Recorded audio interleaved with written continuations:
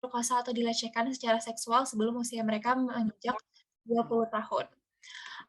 Wah, serem banget ya teman-teman. Jadi, sore kali ini kita akan membahas lebih mengenai hal-hal tersebut.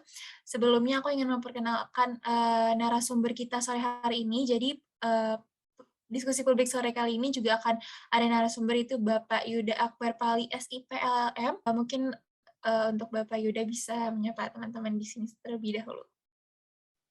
Ya, selamat sore rekan-rekan. Terima kasih Mbak Safira, Mbak Ellen, untuk perkenalannya. Mungkin bisa langsung aja kita ke pemaparan materi dari Bapak Yuda sendiri, waktu dan tempat dipersilakan.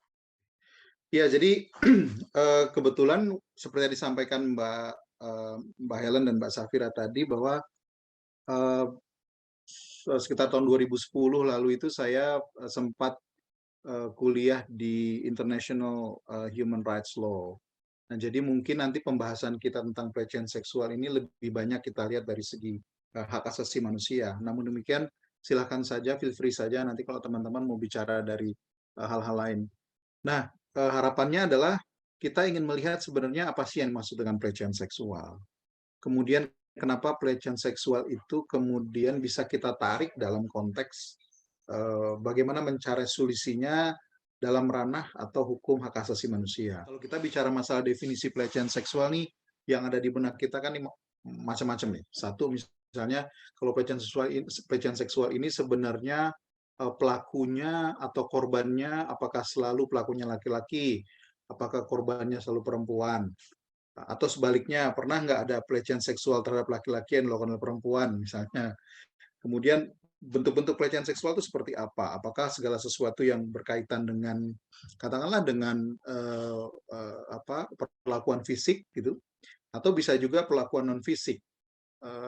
Kriterianya seperti apa? Nah ini kawan-kawan ini sebenarnya berita-berita yang sangat tidak mengenakan. Dan memang sengaja saya ambil beberapa contoh. Sebenarnya banyak sekali contoh. Dan by the way, dari 6 kasus yang kita tonjolkan di sini, yang kita tampilkan di sini, ini erat kaitannya dengan dunia pendidikan. Tapi di satu sisi juga kita harus sadar bahwa kita harus menjadi responsible users. Artinya apa ya? Kita tidak boleh post sembarangan, karena kalau post sembarangan menjelekan orang lain atau menimbulkan suatu keresahan dalam masyarakat, dalam publik, itu biasanya kemudian kita juga bisa menanggung. Apalagi sekarang kita ada Undang-Undang ITE ya, yang juga cukup mempengaruhi bagaimana cara kita dalam melakukan interaksi di dalam dunia maya. Nah, kalau rekan-rekan lihat, kita bicara hukum ya, kita bicara hukum. Apakah hukumnya sudah cukup? Mungkin iya, mungkin tidak. Apakah implementasi hukumnya sudah benar? Mungkin iya, mungkin tidak. Tetapi setidaknya ada rambu-rambu. Hukum itu menjadi rambu-rambu, baik itu prevensi atau pencegahan maupun mitigasi ketika terjadi dugaan pelecehan seksual. Kalau kita melakukan sex education di rumah, ngobrol, kalau hal ada yang nggak yakin, ngobrol dengan orang tua, mudah-mudahan orang tua ada waktunya, itu sangat bisa membantu. Kalau masalah, jadi gini, jangan kita pernah berpikir gini, karena saya pernah diskusi dengan teman saya, ya teman saya pernah coba, dia ingin mendidik anaknya, dia nggak mau beli TV, nggak pakai TV, radio nggak ada, anaknya nggak dikasih handphone, nggak boleh internetan. Saya bilang, sorry ya, bahasa saya gini, gila lo bro, masa bisa begitu? Gue coba gini, gue pengen soalnya kalau di luar nih bro, anak-anak nih, waduh, begini-begini. Tapi saya bilang nggak bisa. Itu memang sudah iris what it is. Kita hidup di zaman seperti sekarang. Akhirnya 2 bulan setelah itu dia kembali ke saya, dia bilang, oh nggak bisa bro. Memang tidak bisa, karena kita tidak bisa menyetop itu.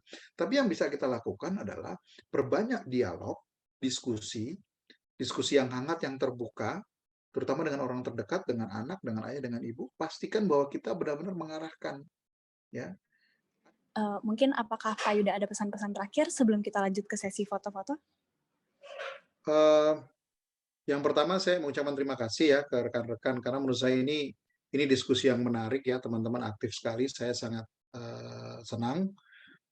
Hanya pesan saya yakin teman-teman sudah dewasa semua, jadi mudah-mudahan diskusi kita ini bukan hanya sebagai suatu kewajiban kita untuk mata kuliah tertentu, bukan, tapi ini lebih kepada awareness kita bahwa ternyata masalah ini real ada, Dan kita harus lebih hati-hati, lebih terbuka kepada orang yang dekat kita, terutama pada keluarga ya. Dan terutama pesan saya terakhir adalah terkait dengan penggunaan gadget ya. Hati-hati jika ada video-video atau foto-foto yang apa gitu, karena itu bisa trust me, it will ruin our life lah kalau itu kejadian, itu bisa merusak hidup kita gitu ya. Mudah-mudahan kita nggak sampai seperti itu. Itu saja sih rekan-rekan. Terima kasih sudah mengundang saya untuk bisa diskusi dengan rekan-rekan.